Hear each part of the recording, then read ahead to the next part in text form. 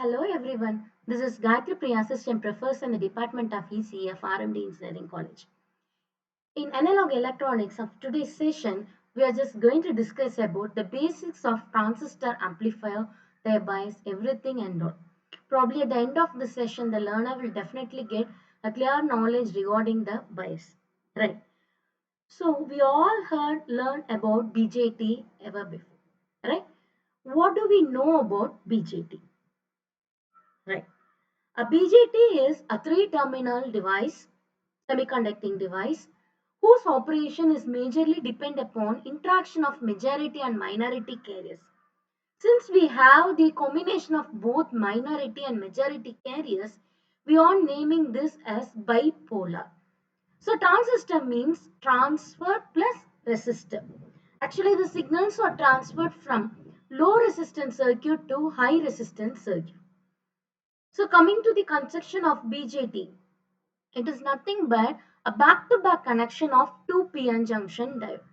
Here we could see two p-n junction diode are connected back to back such that the p type are being connected together and one of the n type will behave as emitter, the other n type will behave as the collector. The connection point or common point of the two p type material is mentioned as base. Okay, this forms an NPN transistor. Similarly, we can construct a PNP transistor also. Right?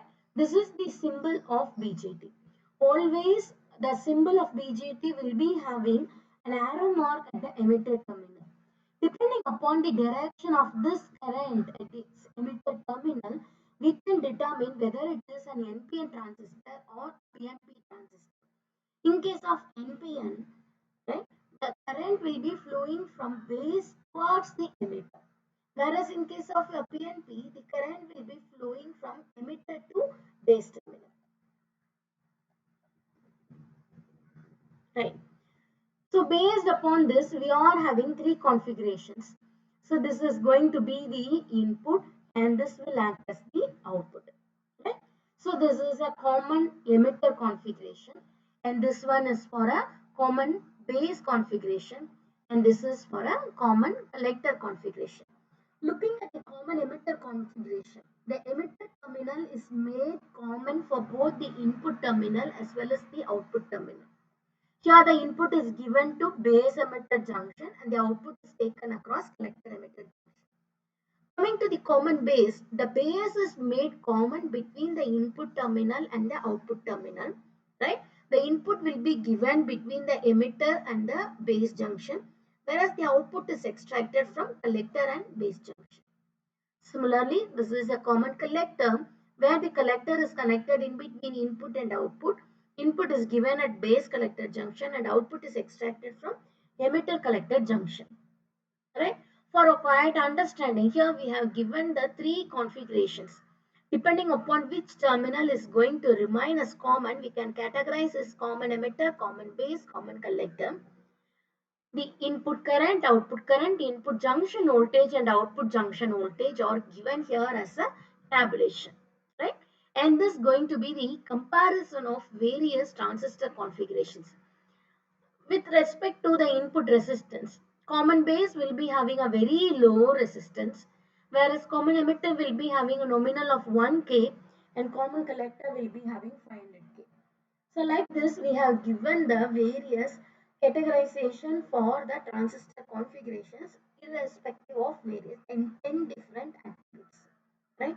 If you take the current gain, it is less than unity. Here it is high. Here also it is high. Here the current amplification factor, that is the gain, is denoted by alpha, and in case of common emitter it is denoted as beta, whereas in your common collector that is being indicated as gamma. Right. Out of the three configurations, we prefer to use common emitter transistor amplifier. Why? Any guesses?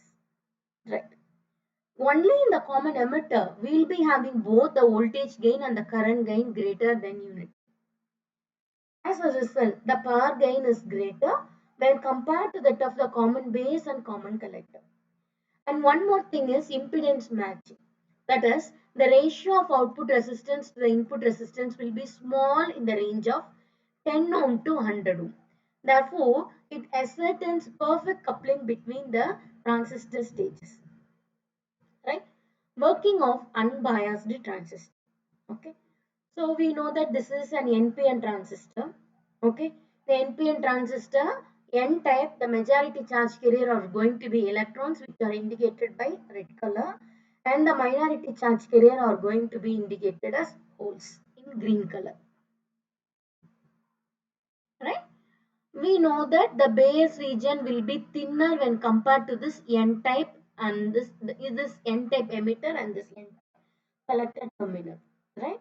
So what happens because of the variations in the polarity? Here a junction is being created. This is called base emitter junction, and this is called base collector junction.